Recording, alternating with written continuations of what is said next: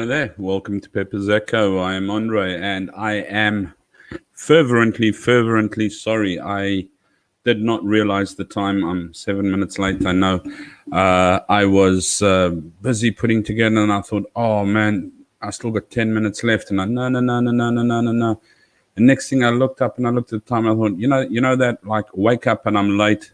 I got that feeling, wake up and I was late. But anyway, welcome to Pepper's Echo. I am thrilled to be back again.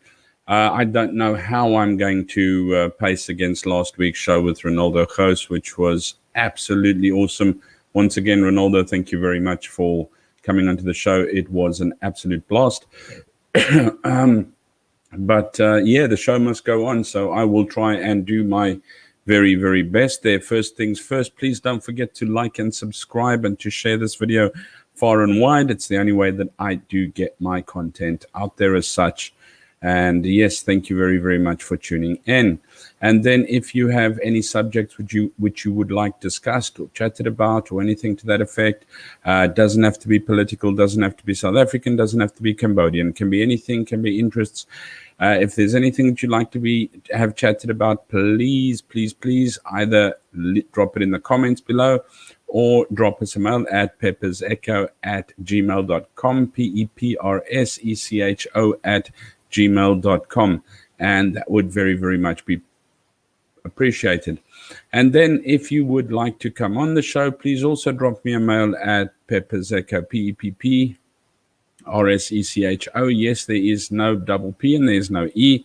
It is meant to be like that. Drop me a mail and I am sure we could make a plan. I would love to be there. Linda, I am so happy to see you. You're not on night duty today. Lovely. Thank you very much for being around always. And yes, if it wasn't for you, I don't think we would have had Ronaldo on, because you said, well, come on, give it a bash, give him a try. So the next one I want to try is see if Chris Wyatt will actually come and join us as well, which I'm sure if Ronaldo would, Chris would probably do that too. I just don't want to do it so soon. So maybe next month I'll start negotiating with Chris. Chris, of course, has had a very bad backlash because they've somehow, for some unknown, stupid, dumb reason, YouTube has removed his channel. But he has got it up onto William Wyatt. And, you know, as I always tell you, I am just your average man in the street from the outside looking in. And, I'm asking the questions, making assumptions. I do not have great knowledge or anything to that effect. Yes, it was a super show. I loved every minute of it. It just went by so quickly last week.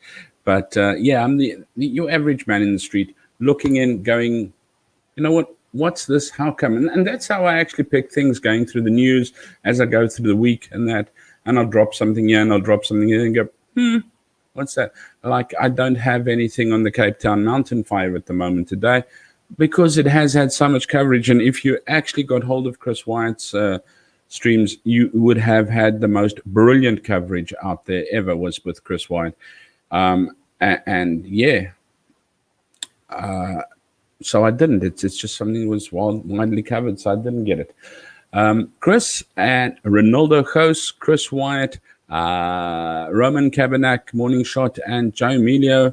I have them down in the links in the comments down below if you need to go and take a look. As I said, they will always give you a little bit better of a deep dive, taking a look at what the facts of the big picture is.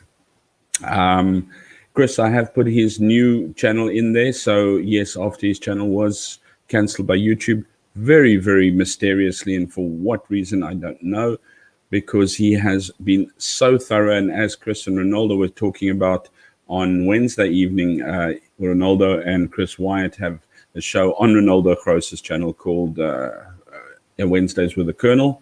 Fantastic. Do take a look at it. Go and subscribe to Chris's channel, please. He's in the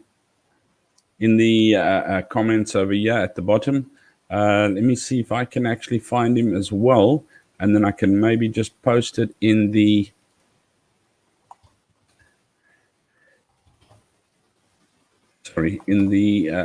chat. because Chris has been closed down. There we go. There he is. Falls under William Wyatt. Let me just pop it in there. There we go. Take a look out there. That is, and I'll give it another one as well.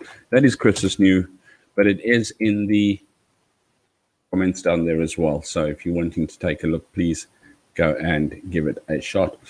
Rightio. So what are we up to? So yeah, I had an absolute blast last week. Wonderful.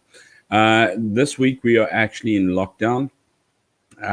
We haven't even been able to go to school to teach this week at all.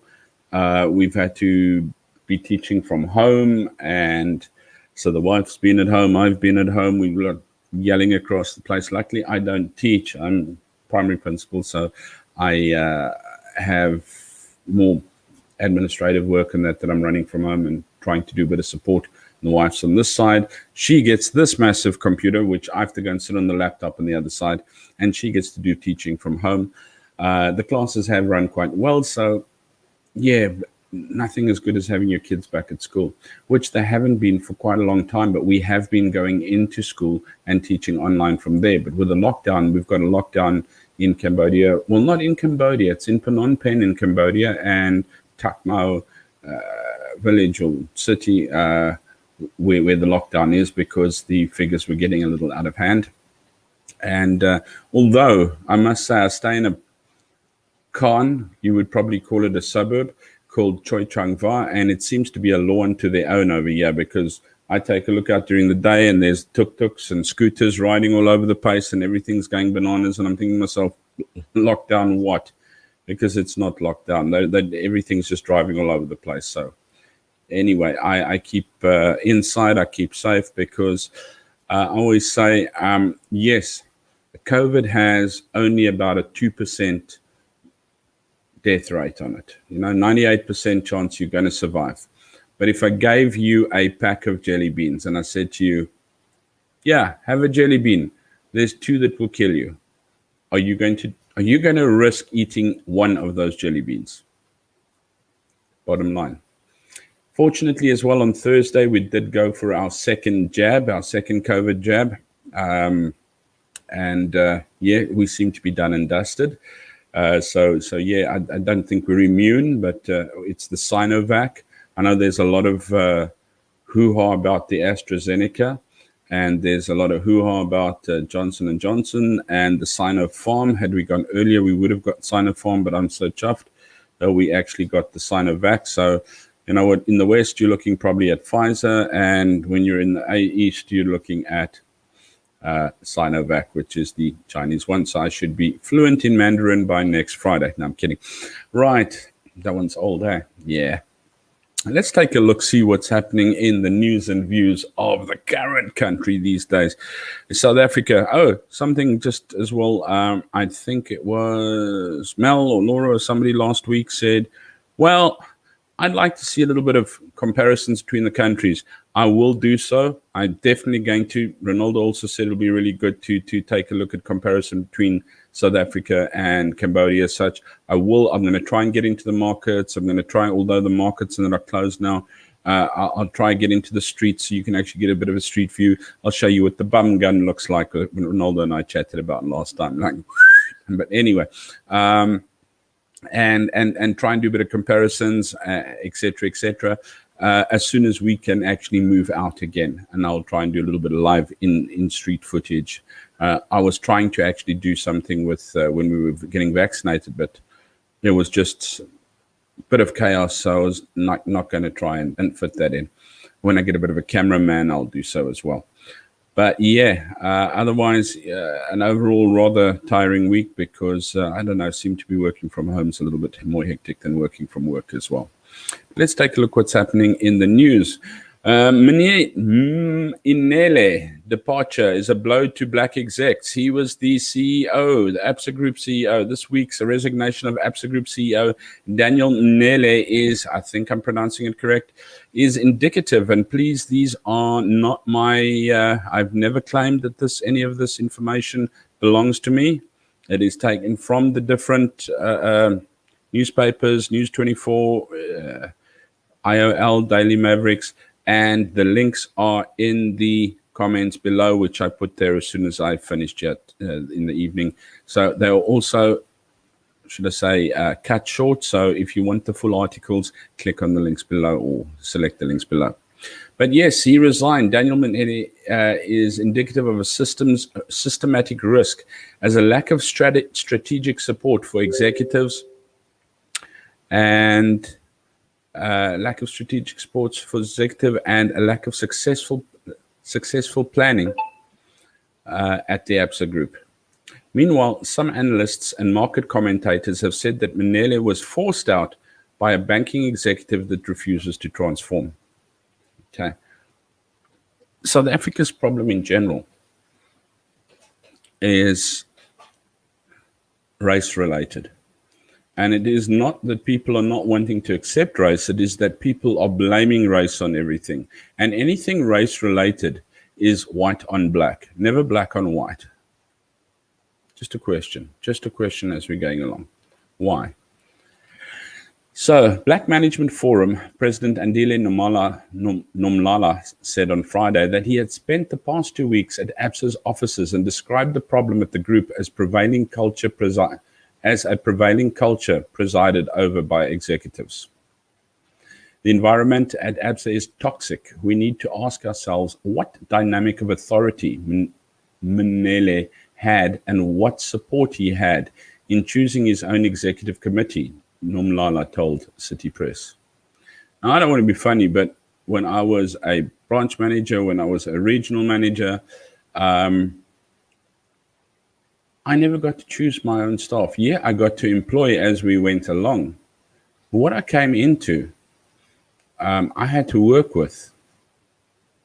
And a lot of the time, it's how you work with things. I'm not saying you don't find people with chips on the shoulder. I've worked with a mixed complement where I've had colored, black, and Indian together in one. I've had black and white. I've had black colored white. I've had 100% black and me the only white person. I didn't blame anyone for my shortcomings, but anyway, let's find out.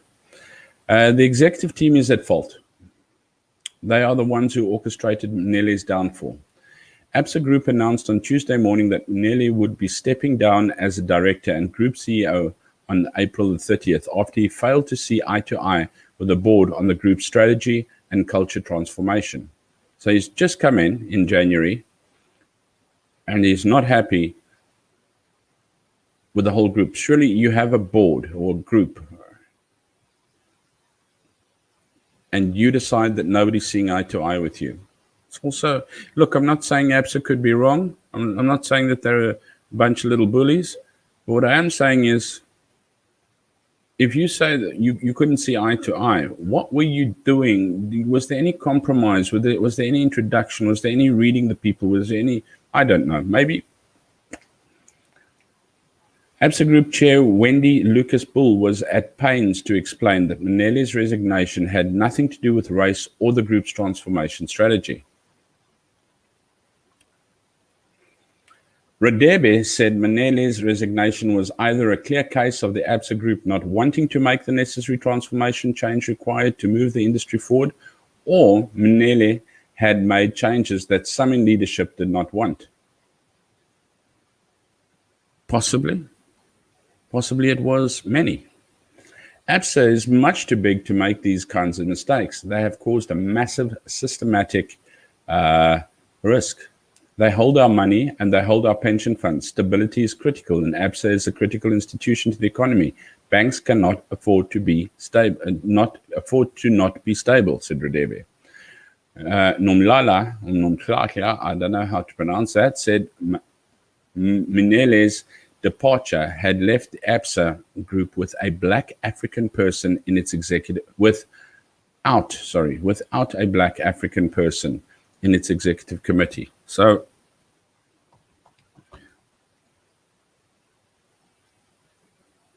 what is the problem? That Mminele left, or that there's no black people in the executive committee?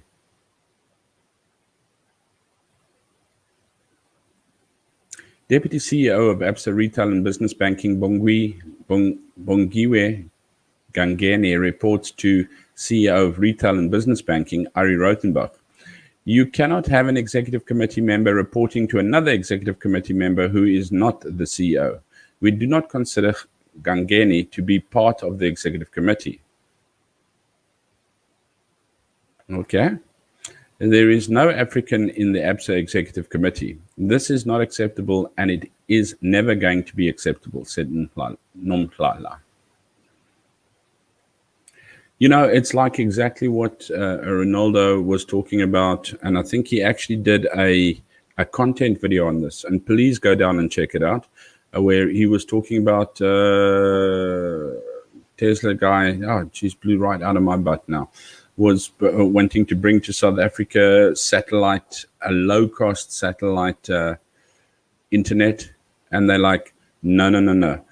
If you're going to come into this country, we're having a 50% or 51% black owned. So if your business isn't that American business or whatever, we want to actually come and make the lives of all your rural areas and all the people in your country so much better, enrich your lives. And South Africa's going, no. Just another thought. You know what? Does it matter if the SAA goes to ground, Eskom goes to ground, PRASA goes to ground, hospital goes to ground, post office goes to ground, and in their own words said, banks cannot afford to be unstable? Does it matter to you what you do and blow up a bank in the process? Because now it's becoming a race issue again. Not why was he there.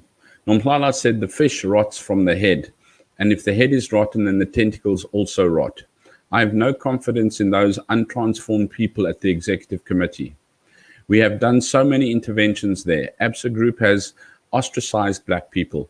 It is unfortunate that the group does not believe in building one South Africa. There are many of us who do. South Africa cannot leave Absa as an institution of white untransformed people. Nedbank, FNB, Investec, all these banks have transformed. Absa refuses to change, he said.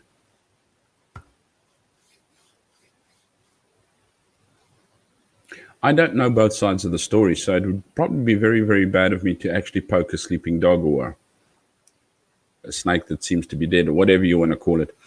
But this whole thing comes to, they didn't see eye to eye with me, said Manele. So then he resigned. He's leaving because we don't see eye to eye, and he feels pressured out, or I don't have any friends. Well, first of all, when you're a CEO, especially a group CEO, no one likes you very much because you've got to call the hard shots there. It actually comes with a paycheck, by the way. And the next thing is, how did you try and manage your group of executives, your board? If you just walked in and went, oh, well, you know what, I don't like what you're doing, and bam, there it goes.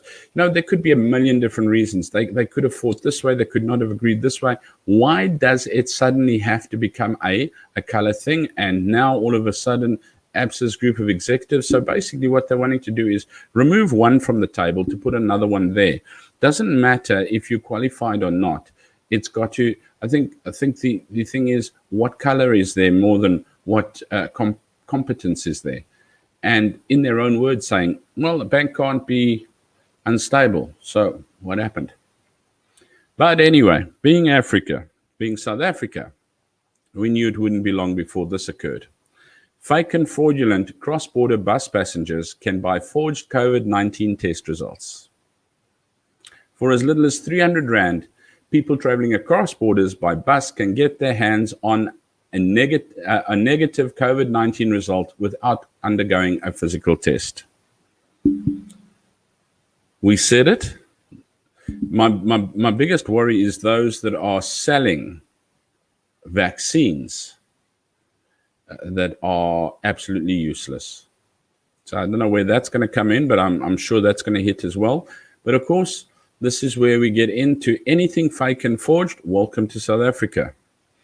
A Daily Maverick investigation can reveal that unscrupulous bus company agents operating out of Park Station in the Johannesburg CBD are selling fake COVID-19 test results to passengers traveling to neighboring countries. And I've got pictures of them here. In a matter of minutes, Daily Maverick was able to secure 2 fake COVID-19 test results from 2 bus companies for a total of 700 Rand. And they would have got a third one as well if they were prepared to buy a bus ticket. The third one said, you know what, if you're not buying a bus ticket with our company, then we're not going to help you with your COVID-19 negative COVID test. So each test bore the name and logo of the reputable private pathology laboratory, used technical medical jargon to describe the result, and appeared to be legit. Travelers arriving in South Africa are required to present a negative COVID-19 test certificate or result at the port of entry or face being turned back. While South African port authorities do not ask for negative tests for travelers leaving the country, most countries require travelers to present these when arriving at their destinations. Some countries also require travelers to present a negative test when transiting through them. So, take a look here. Newberg Global Laboratories. Name and surname, date of birth, gender, cell numbers, lab, Santon Lab, Dr. G. Karim, medical aid, that was cash, reference number, COVID-19 PCR, COVID-19 confirmation, test result, SARS-CoV-2, COVID-19 comment, SARS-CoV-2, non-reactive, none detected. Not detected, negative test result for this test shows that SARS-CoV-2 was not present in the specimen. I'm not going through the whole thing. There you can see that pretty much looks pretty legit to me. There's the accompanying copy, practice number, pathology report. Beautiful. Beautiful. Minutes. There's the other one for Ampath pathology. Also, there's your negative result, nicely. Negative result does not exclude possibility of COVID-2 infection. The patient is symptomatic. Da-di-da-di-da if the patient was asymptomatic. But anyway, nothing's found. And there's another one for, it's also the Ampath one. Ampath. Linksfield Hospital Lab. Orange Grove. Result undetected. They've probably taken these wording and that from where they were before. Final report, result negative. So let's take a look. At Park Station, agents of at least 2 bus companies sold Daily Maverick reporter PCR tests. In neither incident were samples taken from the reporter, and the results were available in under half an hour. Under half an hour, bam, there's your negative result. At Luaman Logistics, a transport company that operates an intercity and intercountry transit, our reporter was able to get a fake certificate in 25 minutes. A man who identified himself as Bongani, who said he worked for the company, asked our reporter for his details, requested payment of 400 Rand. This, he said, was a good price, as a few months ago the same service cost 800 Rand.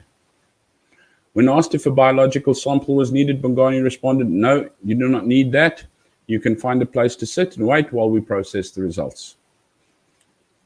25 minutes later, Bongani returned and handed over what seemed like an authentic negative COVID test result, bearing the reporter's profile, details, name, logo, stamp, contact details of the Newberg Global Laboratories and Pathology Company with labs in Sunninghill. An hour after receiving the first test result, Daily Maverick was able to buy a second one, this time from Falcon Coaches. Within 20 minutes of handing over the patient details and the 300 Rand, it's 100 Rand cheaper if you go with, our reporter received a test result, this time bearing the logo and details of Ampath Laboratories based at Netcare's Linksfield Hospital. Agents at a third company refused to sell a test without our reporter buying bus tickets from the transit company as well. So at least they're boosting the ticket sales at the bus company, hey?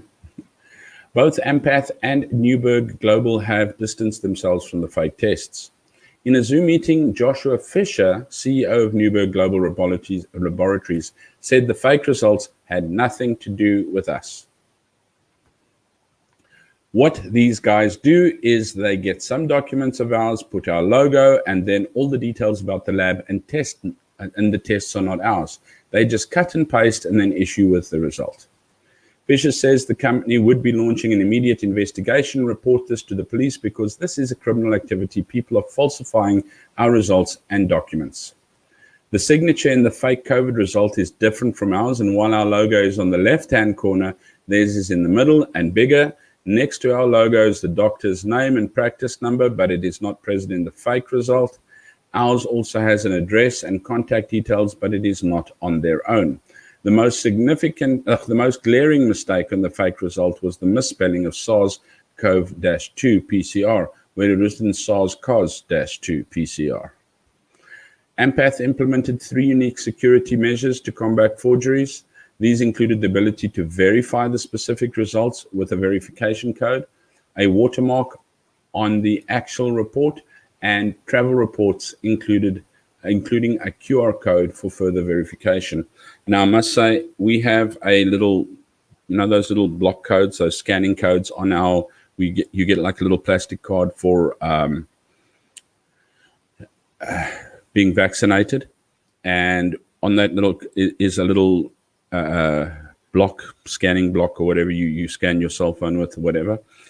You scan that and your photo with your details and everything like that come up as well. Whether that, it's probably just as easy to make a scanning thing like that. So yeah. Luhrmann Logistics has not responded to 20 calls between 10 and 20 April. 3 text messages were also ignored. Attempts to identify the company's directors proved fruitless, as there are no records of a company registered under that name. The company's web presence is limited to a Google map indicating its location at Park Station. Makoma Ndiwe Sekala, director of Falcon Coaches, told Daily Maverick she was not aware of the sale of the COVID-19 test by the company staff. She confirmed that Nyashi, who sold the test to the reporter, is a staff member of the company. A day after Prince promised to launch an investigation, Nyashi called the Daily Mavericks reporter, asking that his involvement in the sale of the fake test be cleared and settled as fellow brothers, because he was about to lose his job. The thing is, I'm not the one who does these papers, COVID results. These guys are the ones who do the papers, he said, claiming that the results are sold by a group of people who used to work for some transport companies at the station but lost their jobs due to COVID, so doing anything to make money. So the next time I lose my job, I'm going to sell drugs, because it is not my drugs. It is the people bringing it in. It is not mine. I'm just selling it. And I need to get off for that. How's that? When I sell stolen cars, it's not a problem because it's not mine. I'm not stealing them. I'm not getting them. I am selling them. Yeah. The sale and use of fake negative COVID test results could have a devastating impact on efforts to bring the pandemic under control. Travelers who have not had a test and are COVID-19 positive could transmit the virus to others while traveling as well when they reach their destinations. Now, if we have time, which I don't know if I'm going to, because tomorrow's a public holiday over here, and I am going to have a bit of a braai tonight, so I'm tired. I'm not going to be up too late, but I need to do a little bit of R&R today. We have a public holiday tomorrow. What's it? I don't know what day it is. Vishak Borea Day or something like that. Anyway, moving on swiftly from Absa leaving his post to false COVID clear negative certificates being sold at the bus station, to Mango Airlines set to be grounded as it fails to pay creditors. Now, I don't know about you, but I just found that our government, the ANC government, has the Midas touch. Really. Everything they touch turns to shit. Easy as that. So let's take a look. See, Mango Airlines, the flight operation of Mango Airlines will be grounded from the 1st of May. That's in 5 days. As the low-cost airlines is fast running out of cash and struggles to pay creditors that have knocked on its door for repayments. But Mango, you're a good competitor on SAA. Mango Airlines is a subsidiary of SAA, and its financial crisis delivers another blow to SA state-owned airline industry. So Mango is state-owned. Mango is owned by the government, represented by the Department of Public Enterprises. Since 2020, Mango's executive management and interim board have been in talks with the government about taxpayer-funded bailout for the airline, funds that can be used to pay creditors. Who's got a bailout again? Just hang on a sec. Taxpayer-funded. That means the smallest percentage of the people that are trying to keep the country afloat, which the country throttles. Haven't you? It's amazing. The people who end up, and I take a look at different people with different debts and that. The minute they can find you, they will throttle you for money. They will throttle you for money. They will threaten you with the worst of the worst. You will be taken into jail. Your stuff will be taken. Your house will be taken apart. Everything. If they can't find you, not a problem. But the person who is trying to pay, who is trying to bring his bill up to date or pay his dues or whatever, they will take you apart for every last drop of cent. They will squeeze blood out of your stones, buddy. And here again, the taxpayer pays. They will squeeze blood out of their taxpayers because they only have a handful of taxpayers. Apart from the fact that there's so much that can be done with that tax money, but now we're bailing out what the government has turned to shit. Without the funds from the government, Mango's aircraft leases, so they're leasing the aircraft, so they don't even own the damn things, have given the airline an ultimatum, pay the money owed by the 30th of April or have Mango's flight operations grounded because lessors will refuse to supply the airline with aircraft. Ndlovu said Mango will be grounded because the airline's executive management and board have been informed by the government that there will be no money received by Mango until June 2021. So you will receive money, but you're not going to receive it until June, a month later. As Mango's financial situation continues to deteriorate, the executive management and board have asked the government for permission to voluntarily, guess what, submit the airline under business rescue, just like SAA. Just like everything that the government has to run needs to go into rescue. And once again, I don't know about Mango, so I can't really talk about that. But let's use an example, and I think I've said this example before as well, where your other successful airlines in the world are running about 300 staff members per plane that they have. Okay, which balances out. Now, I'm not saying 300 on the plane. I'm saying 300 staff members, ground crew, tickets, crew, management, whatever, etc. But it balances out to an average of, if you have 10 planes, you probably got 3,000 staff members. If you have got 5 planes, you probably got 1,500 staff members, which you can afford and balance.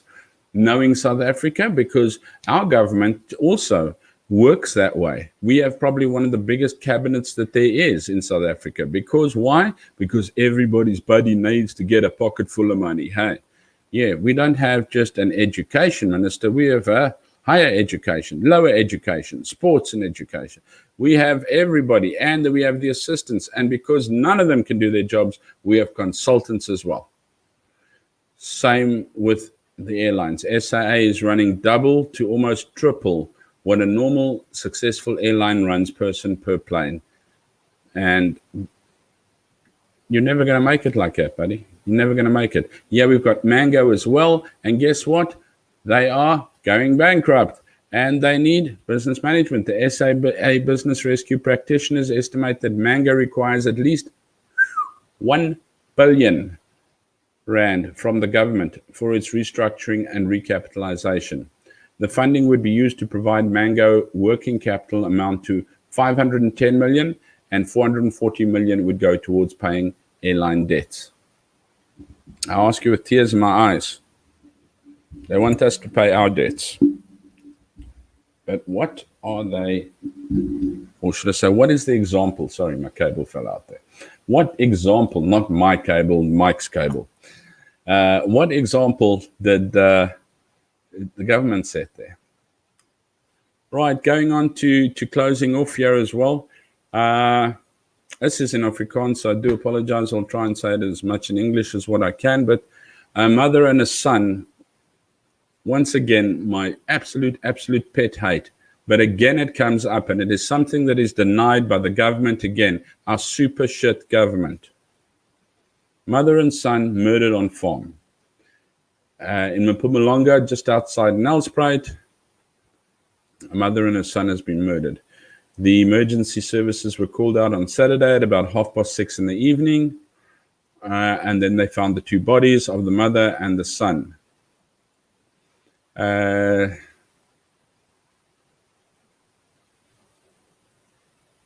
Looks like they were beaten with an item which hasn't been identified yet, and they were pronounced dead on the scene. Preliminary investigation shown that there was different items stolen from the house, and they have started a huge manhunt. There's very little information on it. Sorry, I'm trying to translate as I go because the whole thing is in Afrikaans. There's very little information.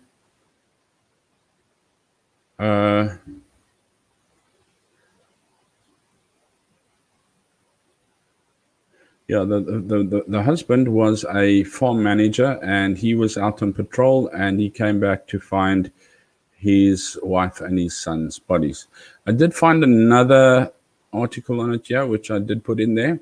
It is Anne-Marie Botha. She obviously, they found that she tried to fight back, and her handicapped son, her mentally handicapped son, there they are. How sick can you get? How sick can you get? Murdered a mother and her handicapped son. Mentally handicapped. On a farm outside Nelspruit. Rowan, in his early 30s, he seemed to have tried to protect his mother before they were viciously murdered and cruelly murdered, viciously and cruelly murdered. Fani Botha, the husband, he was busy on farm patrols, and when he came down, he found this gruesome scene. Imagine coming back and finding your wife and your son murdered, gruesomely. Anne-Marie, 64, she died after being stabbed various times with a sharp item, and Ruan seems to have been beaten to death with an item. Fani is the manager on the farm, and he was on duty the weekend. He went for a patrol, and he got back to his house. He went in the side door, and he's seen that the house had been plundered, and that's when he called for them, and he could not get any answer, and he came across the body of his wife and his son. It's not known how many of them there were. It's assumed that there was more than one. They knipped Afrikaans word for snipped a fence to gain access to the house, and then they went off with a few different household items. I think they might have heard Fani Botha's bakkie when he was coming back, and offed. So Ruan, he was at a special care center in Leidenburg, and he stayed there during the week, and he used to come home at weekends, which this occurred on. So the handicapped son, he was at a special school for handicapped, or should I say, care center. And Anne-Marie was a teacher at the Calvary Christian School in Nelspruit. And Fani says they are most bitter about it, which I can understand. How sick can you be? A woman and her mentally handicapped son.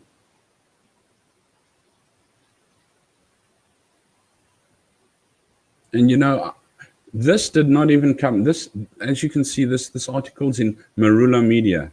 It's not even hitting News 24. It's not hitting IOL. I think there might have been something in IOL. It's not hitting Daily Maverick. It's not hitting Sunday Times. It's not hitting the Times.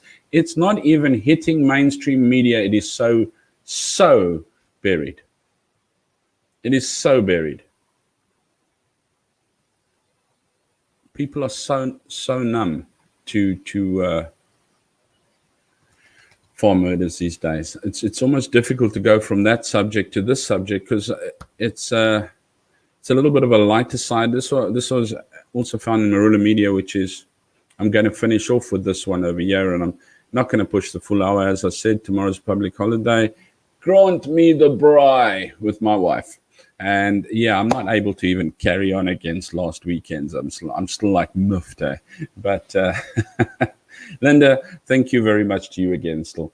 But yeah, die man laat jou begrafnis glimlag. He makes you smile at a funeral. Ross Hall of New Zealand, he has got a huge amount of different customized coffins. If you take a look, there's Ross Hall and his customized coffins. He's very appropriately at the dying moments of this. What's the name? Sorry, I didn't see your comment there to bring it up. But yeah, the world is sick when we talk about the previous subject. But yeah, in the dying moments of Pepper's Echoes episode this week, Ross Hall from New Zealand customizes your coffins for you. His company is called Dying Art, and it started in 2003. It started to make customized coffins for people that they could order. I think, what did he say? So that you can give, for your friends and family, or even for yourself. And he's got really, really positive feedback where people have said, I felt better saying bye to my mother. It made things easier. You can see there's like almost like, it looks like a metal thing, Lego thing, the Starship Enterprise, and it looks like a ambulance there, or a fire truck. I don't know. It says slight work at Willy Ball. I don't know what a Willy Ball is. I think it's an oil ball, but I don't know how you make an oil ball out of into a coffin. But anyway, you know what it is? I think it's one of those cream donuts. I think Willy Ball is Afrikaans for a donut, and I actually have the picture on the next page here. But anyway. But he makes different things. Willy Balls, okay, that's a cream donut. I suddenly got the bright idea. Fwing! And donut, hungry. Yeah, he made a sailing ship, a fire truck, a block of chocolate, Lego blocks. There's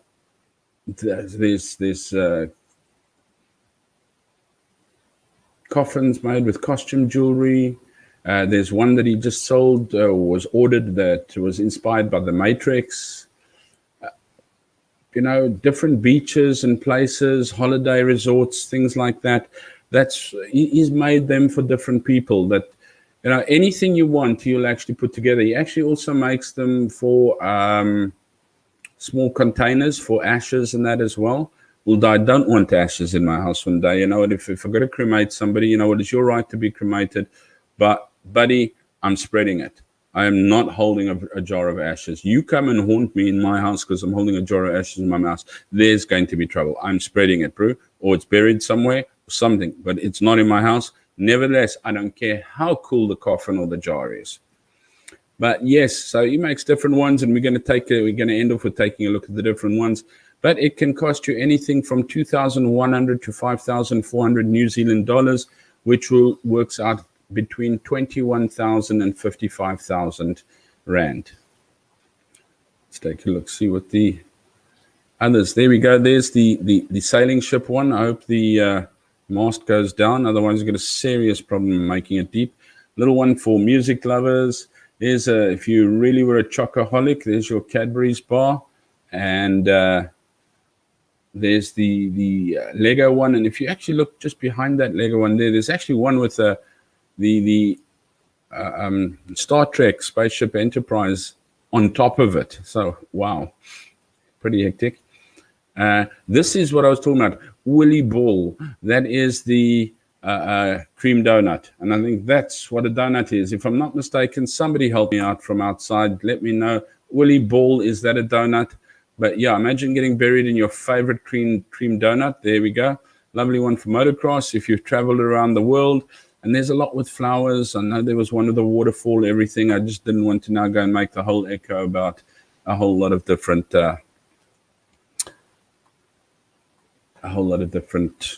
coffins. Let's take it out.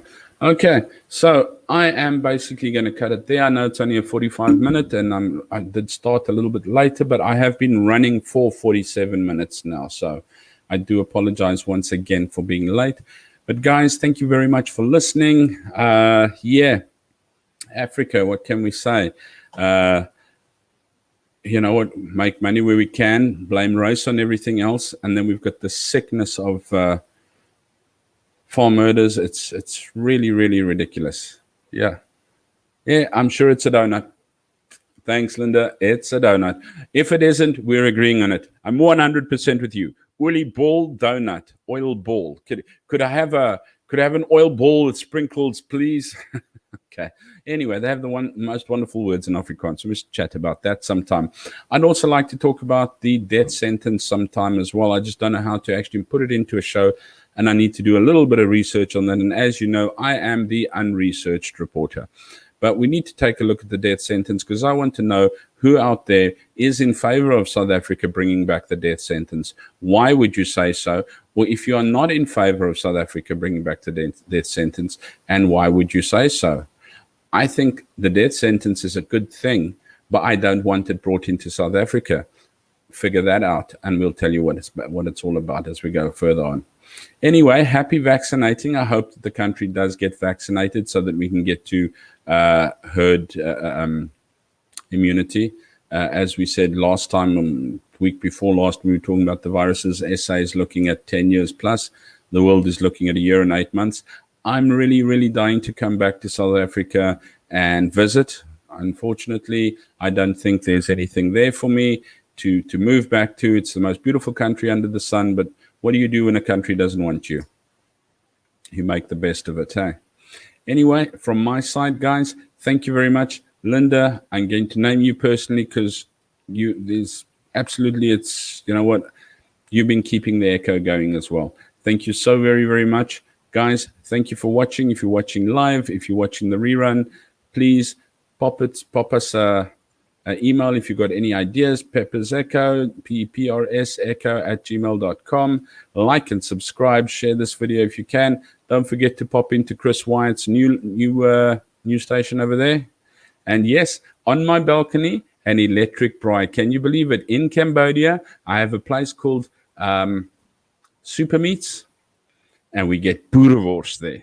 Might be Australian beef. It's still boerewors.